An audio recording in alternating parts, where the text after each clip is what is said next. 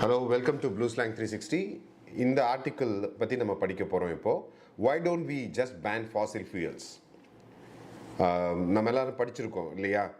Global வார்மிங்னா உலகத்தினுடைய தட்பவெப்பநிலை, அந்த வெதர் வந்து அப்படியே சேஞ்ச் ஆகிட்டுருக்கு.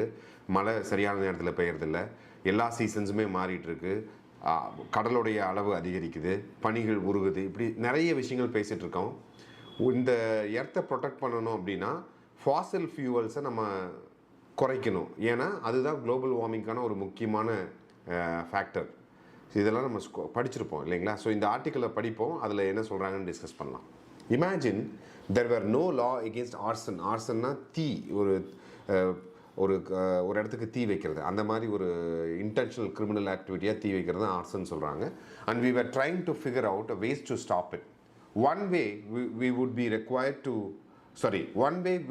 to require people to pay for the right to burn down buildings. Another would be to issue strictly limited number of tradable arson permission certificates, which would be arsonists could trade among themselves. So ஒரு அப்செட்டான ஒரு வினோதமான ஒரு கேஸை அவங்க முன்வைக்கிறாங்க. அதாவது இப்போ பில்டிங்கை எரிக்கிறதுக்கான உரிமைகளையும் அதற்கான லைசன்ஸ் அனுமதியும் வந்து கொடுக்கறது யாருக்கு? Would be arsonist. யாருக்கெல்லாம் இந்த தீ வைக்கிறதுல, ஒரு கிரிமினலாக தீ வைக்கிறதுல ஒரு விருப்பம் இருக்கோ அவங்களுக்கு ஒரு லைசன்ஸ் கொடுத்தா எப்படி இருக்கும் அப்படிங்கிறத கற்பனை பண்ணி பாருங்க. We could spend money making buildings more fireproof, or we could invent new flammable objects that would satisfy arsonists' desire to burn things down, but whose combustion would cause less societal harm. So இந்த மாதிரி பில்டிங்கை வந்து fire ப்ரூஃபாக பண்ணணும். இல்லை அப்படின்னா அந்த எரிக்கிற விருப்பம் இருக்கு இல்லையா, அவங்களுக்கு அதற்கான ஃப்ளேமபிள் ஆப்ஜெக்ட்ஸை கொடுக்கணும். There would be lots of creative ferment around the various approaches until someone said, people, let's just make arson illegal. So இந்த மாதிரி ஒரு வினோதமான சூழ்நிலையில் யாராவது ஒருத்தங்க வந்து ஃபஸ்ட்டு இந்த மாதிரி எரிக்கிறத நம்ம பேன் பண்ணணும், இல்லீகல் ஆக்கணும் அப்படின்னு சொல்லுவாங்க இல்லையா? அதை தான் அவர் சொல்கிறாரு. அவர் சொன்னோன்னா எல்லாத்துக்கும் ஒரு பெரிய என்னது இப்படி ஒரு சொல்யூஷனா, எல்லாரும் எரிக்கிறது நார்மல் அப்படின்ற நினைக்கிற இடத்துல ஒருத்தர் எரிக்க வேண்டாம் அப்படின்னு சொன்னாங்கன்னா அதை எப்படி நம்ம பார்ப்போமோ அந்த மாதிரி தான் இந்த குளோபல் வார்மிங், இந்த ஃபாசில் ஃபியூயல்னு சொல்கிறதுக்காக தான் இந்த பிச்சை அவர் பண்ணுறாரு. Burning fossil fuels is not the same as burning houses. வீடு எரிக்கிற மாதிரியே சேம் கிடையாது. Unlike arson, the combustion of oil, natural gas, coal and other fossil fuels provide real benefits. So டெஃபினட்டாக ஃபாசில் ஃபியூல் எரிக்கிறதுனால சில நன்மைகள் இருக்குது. உதாரணத்துக்கு running our cars, heating and cooling our homes, நம்ம வீட்டில் கொஞ்சம் வெப்பமயமான காலத்தில் கொஞ்சம் குளிர்பதனம் பண்ணுறதுக்கு, இந்த மாதிரியான விஷயங்களுக்கு எல்லாமே அது உதவுது. But it's also over heating the planet disastrously. ஆனால் இத்தனையும் தாண்டி நம்ம பிளானட்டை அதிக சூடாக்குறதுக்கான ஒரு ஆபத்தான விஷயங்களை அது பண்ணுது. So why don't we just say no, can't do that anymore. இனிமேல் இதை பண்ணக்கூடாதுன்னு நம்ம ஏன் சொல்லக்கூடாது? An overnight ban on fossil fuels is effectively impossible. ஒரே நைட்டில் இதை தடை பண்ணுறதுங்கிறது சாத்தியமே இல்லை. Of course, other sources of energy such as solar panels, wind turbines and nuclear plants are nearly able to fill the gap today.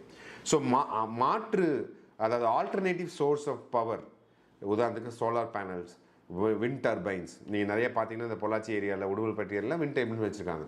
So இந்த மாதிரி alternative source of பவரும் கூட அந்த ஃபாசில் ஃபியூயலுக்கான இந்த டிமாண்டை குறைக்க முடியல. ஏன்னா தெர் இஸ் அ வயபிள் கேப்புங்க. The economy starved for energy. ஸ்டார்வ்னா என்னது?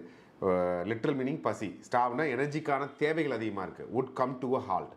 பொருளாதாரம் அப்படியே ஒரு ஸ்தம்பித்து போயிடும் இந்த மாதிரி பேன் பண்ணால். அதை தான் அவங்க சொல்கிறாங்க. But a ban or severe restriction is not entirely crazy either. பட் அது வந்து ஒரு பைத்தியக்காரத்தனம்னு சொல்ல முடியாது. If it's phased in as a part of long term plan to reduce emissions of greenhouse gases to zero. So இந்த greenhouse gases தான் வந்து இந்த குளோபல் வார்மிங்கான ஒரு முக்கியமான ஃபேக்டர். ஸோ இந்த லாங் டேர்ம் பிளானை ஃபாசில் ஃபியூயலை பேன் பண்ணால் தான் அந்த கேஸஸை நம்ம ஜீரோ கொண்டு வர முடியுன்றாங்க. Why not? We have banned things before. இதுக்கு முன்னாடி நம்ம பேன் பண்ணியிருக்கோம். In the last 4 decades, the United States has outlawed lead paint. அந்த லீடு இருக்கிற அந்த பெயிண்ட்டை வந்து பேன் பண்ணியிருக்காங்க. Phase out asbestos. இந்த ஆஸ்பெஸ்ட் சீட்டுங்கிறது வந்து ரொம்ப ஒரு நச்சு தன்மை உள்ள ஒரு சீட்டு. And cartel tobacco marketing. புகையிலை பிடிக்கிறதையும் மார்க்கெட் பண்ணுறதையும் குறைச்சிருக்காங்க. Similar policies can be used for fossil fuels. A pair of economists, Mark Paul and Lena Moe, wrote last year for an advocacy group called the Climate and Community Project in a piece titled An Economist Case for Restrictive Supply Side Policy. So there is a paper published by these economists and they're talking about how we can reduce the fossil fuels by changing some policies. Restrictive supply side policy is already going on to a degree. Early in his term, President Biden cancelled the Keystone XL pipeline, which would have carried oil from Canada to the Gulf Coast. So அந்த கிரிட்டிக்கலான ஒரு keystone XL ப்ராஜெக்டை அவர் cancel பண்ணார்.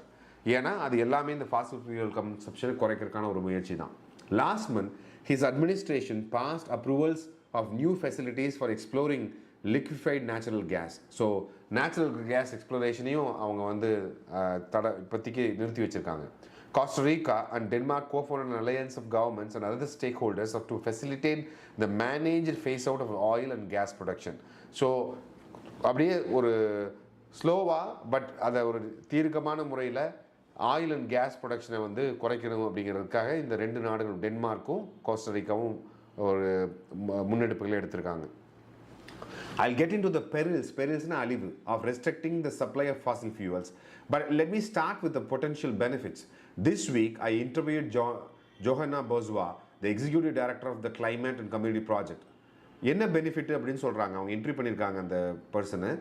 One benefit, she said, is that shutting down or curtailing the production of fossil fuels leaves nothing to chance, in contrast to more indirect measures to reduce greenhouse gas emissions, such as setting a price for carbon.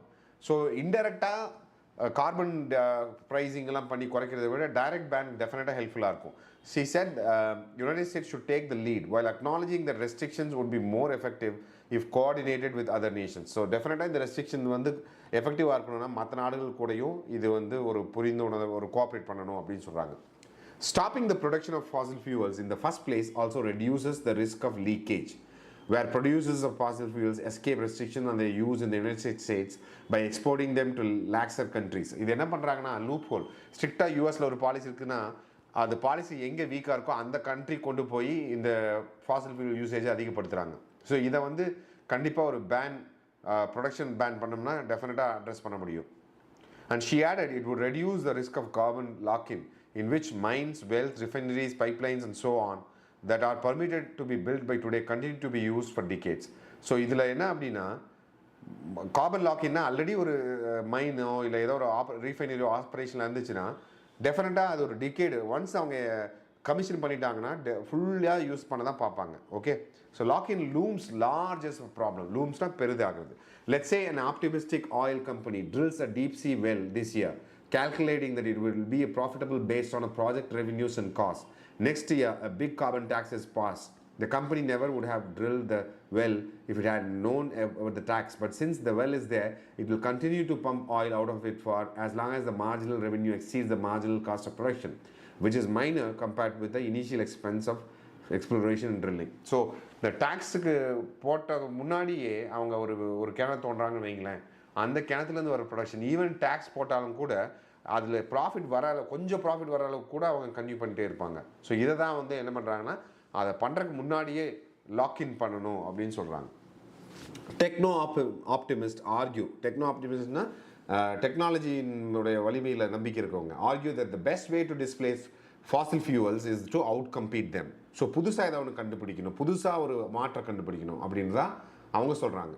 Pointed to the fact that all-in cost of new solar installation is already lower than the all-in cost of natural gas-fired generation plants.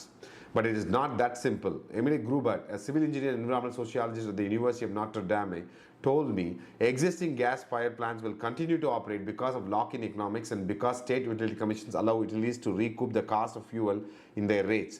She said, what's more, she said, the managers and workers of fossil fuel plants tend to be more comfortable with them than with new technology they won't understand or trust. So even technology-wise kuda, there are some challenges, okay? புதுசாக adapt பண்ண மாட்டாங்க. Once ஒரு case fire plans ஆரம்பிச்சிட்டாங்கன்னா அங்கே அதோடைய காஸ்ட்டை recover பண்ணுற வரைக்கும் government அவங்கள ரன் பண்ண அலோவ் பண்ணுது. ஸோ இதெல்லாமே ஒரு சேலஞ்சஸாக இருக்குது அப்படின்னு சொல்கிறாங்க.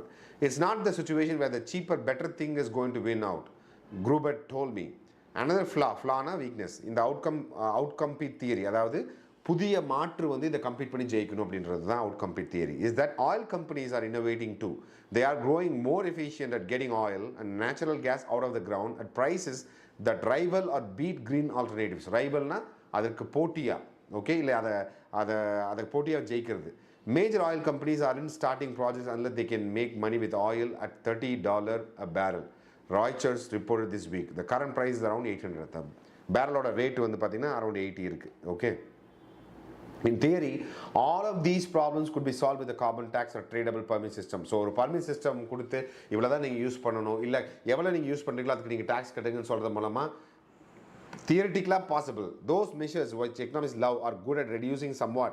ஸோ ஓரளவுக்கு தான் இது வந்து ரெடியூஸ் பண்ணும், பட் டெஃபினெட்லி ஜீரோவாக அது பண்ணாது. In getting green house gas emission all the way down to zero by 2050, which is the goal Grubert said. So டெஃபினட்டாக இந்த கோலை அச்சீவ் பண்ண அது கஷ்டம் அப்படின்னு சொல்கிறாங்க. ஓகே, ஸோ இந்த என்டையர் ஆர்டிக்கலுமே பார்த்தீங்கன்னா they discussing about green house emissions, how fossil fuel ப்ரொடக்ஷனை வந்து குறைக்கிறது இல்லை ஜீரோ பண்ணுறதுனால இந்த சுச்சுவேஷனை சால்வ் பண்ண முடியும், குளோபல் வார்மிங்கை அவாய்ட் பண்ண முடியும் அப்படின்னு சொல்கிறது தான் இந்த ஆர்டிக்கிள். ஸோ சில நேரத்தில் நிறைய யூனோ டிஸ்கஷன்லேயும் ஆகட்டும், இல்லை இந்த ஐஎல்ஸ் மாதிரி எக்ஸாமில் ஸ்பீக்கிங் செஷனில் எல்லாமே குளோபல் வார்மிங் பற்றி கேட்பாங்க. ஸோ அதை பற்றி தெரிஞ்சுக்கணுன்னா இந்த ஆர்டிக்கிளை படிங்க. நிறைய நியூ வேர்ட்ஸ் நம்ம டிஸ்கஸ் பண்ணிட்டோம். So try to read this article on your own and learn words and share in your comments what are the words you've learned. Okay, so we'll connect in the next video. Till then, it's goodbye from Blue Slang 360. Thank you so much.